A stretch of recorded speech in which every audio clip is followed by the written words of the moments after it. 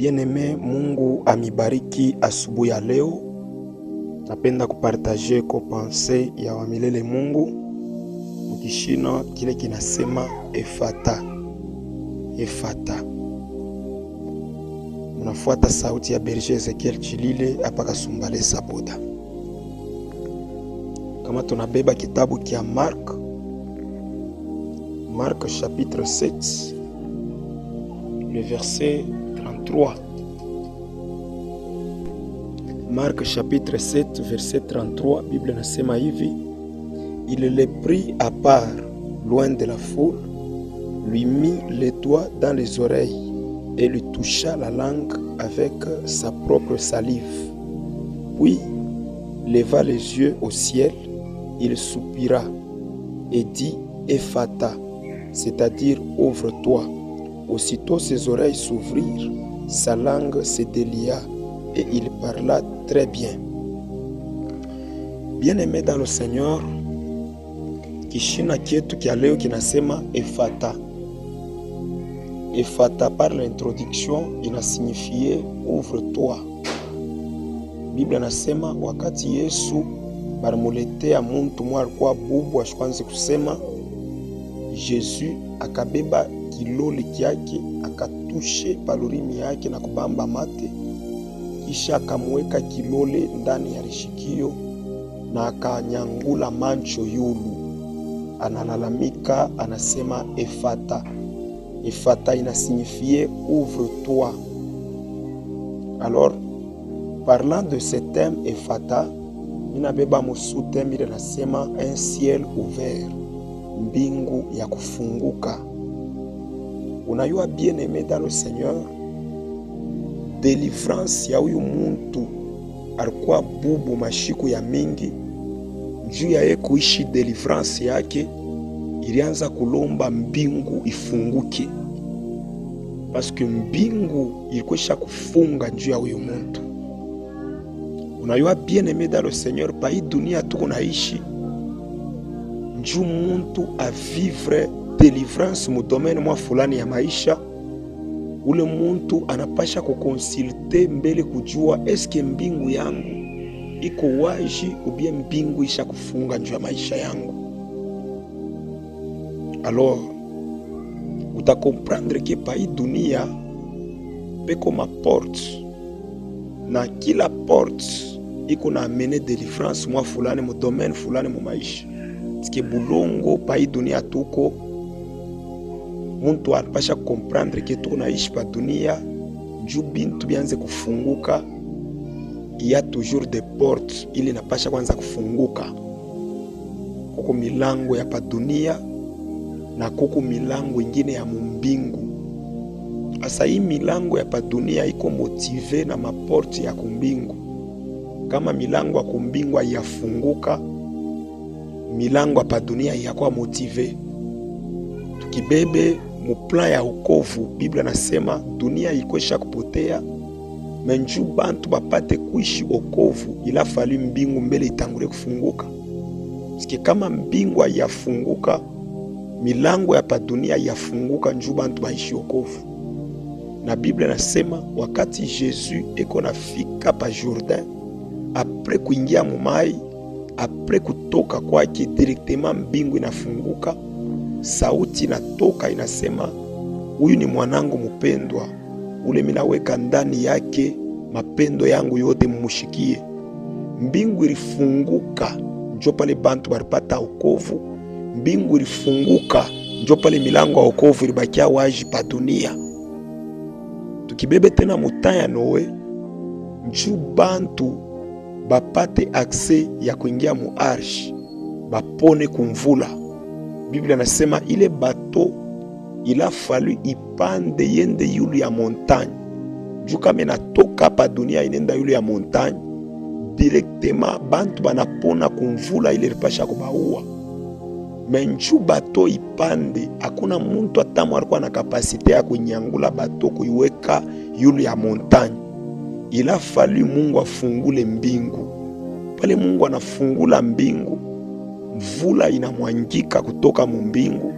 Alors ile mai ya mvula ilianza kumwangika pa bulongo, njo ile ilinyangula bato inenda kuidepose pa montagne. Ni kusema kama mbingu yafunguka pa maisha ya muntu haitakuwa kaeleve. Kama mbingu yafunguka pa maisha ya muntu, milango haitafunguka. Ima elevation yote tunatafuta Mungu ninyanyue, Mungu nipeleke mu dimension fulani, Mungu asita kupelekaka mu ile dimension kama mbingu yako yafunguka.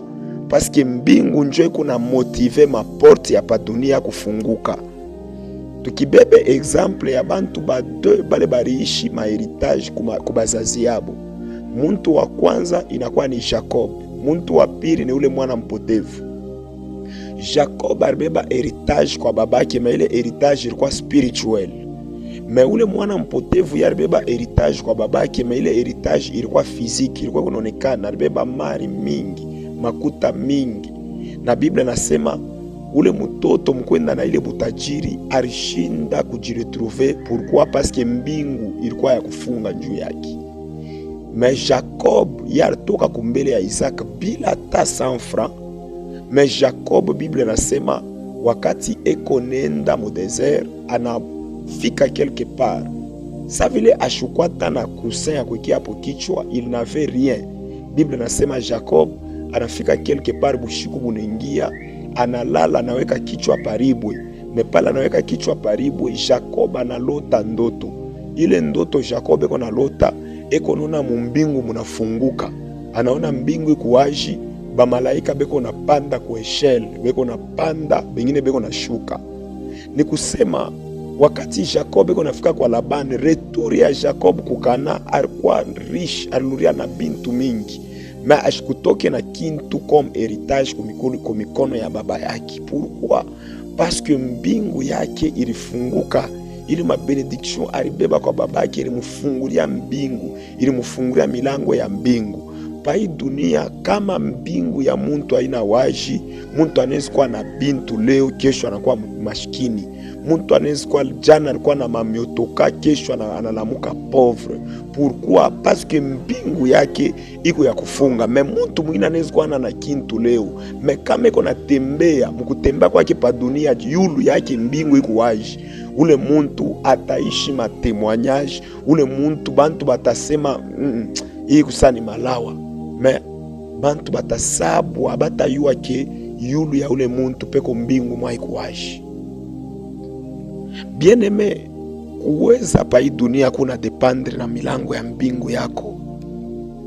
Mina beba tena exemple ya pili, ni exemple paka ya Jacob. Biblia nasema tukibebe kitabu kietu, comme nous sommes dans l'enseignement pour quelques minutes, tukibebe kitabu kia Genèse chapitre 22. Genèse chapitre 22. Ukianze pa verset première, utaona wakati Isaac eko na tafuta kubariki batoto yake.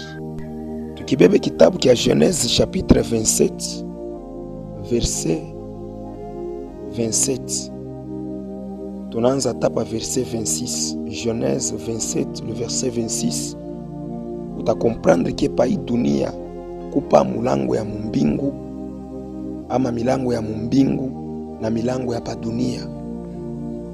Biblia nasema Jacob s'approcha et le baisa. Isaac sentit l'odeur de ses vêtements, puis il les bénit et dit: voici l'odeur de mon fils est comme l'odeur d'un champ que l'Éternel a béni. Que Dieu te donne la rosée du ciel. Ça c'est 1 pas 28. Uni Isaac konabariki Jacob, kia kwanza eko naanza kumfungulia mulango ya mbingu. Paske Jacob alijua ke muntu asitafanyaka bintu binene pa hii dunia kama mbingu yake shakufunga. Anaanza mu 28 anasema que Dieu te donne la rosée du ciel. Mungu akupatie umande ya mbingu. Deja hapa Jacob bana mufungulia milango ya mbingu kuku babake Isaac. Ukishuke kule chini, et de la graisse de la terre, unashiki du blé et du vin en abondance. Kia piri Jacob beko na mubenir banamupa rose du ciel, c'est-à-dire banamfungulia milango ya mbingu. Kisha kia pili babake anasema Mungu akupatie mafuta ya pabulongo. Ni kusema pai bulongo, pai dunia tunaishi. Jacob banamwambia ki Mungu akupe ngano, Mungu akupatie mafuta ya mubulongo. Or mafuta ya mubulongo muntu ashezi kuipata, kuiposede. Muntu ashezi kuposede ngano qui est le bleu kama mbingu yake ayafunguka. Jacob beko nanza mkumubeniri kuko Isaac eko na mfungulia mbele porte du ciel. Anasema Mungu akupatie umande ya mumbingu, kisha Mungu akupatie mafuta ya padunia ya mubulongo. Écoutez bien-aimés dans le Seigneur, kuko bantu banakawa leo mumambo wa Mungu, bile bintu bile muntu kona tafuta, ashijue ke kintu kyote kilo kuna tafuta kuposede pa dunia, kiko na porte yake kumbingu. Me kama ile porte yafunguka, kile kintu nezi kuteswa pa kukipata.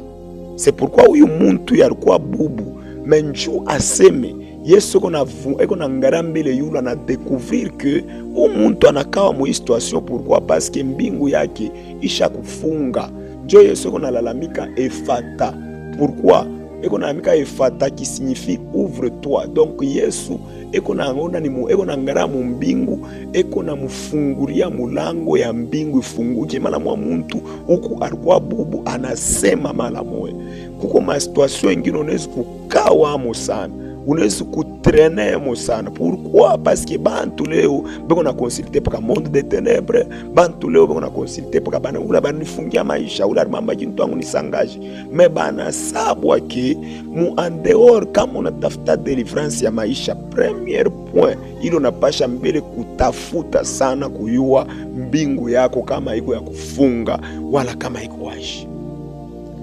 Jo premier point ile iko très important ndani ya maisha ya Mkristo wote ule konaishi.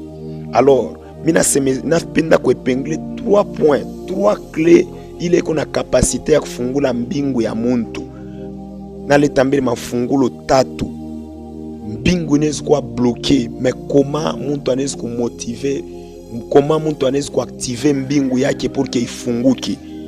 Première clé ya kufungula ile inaweza kumotive mbingu ya muntu ifunguke, il faut kuwa ndani ya Yesu. Ukibebe kitabu kia Jean chapitre 1 verset 51, Biblia nasema Filipe eko nakutana na Nathanael, eko na muexplike mambo, anasema kwa tuona ule ba profete baranza kusemaka.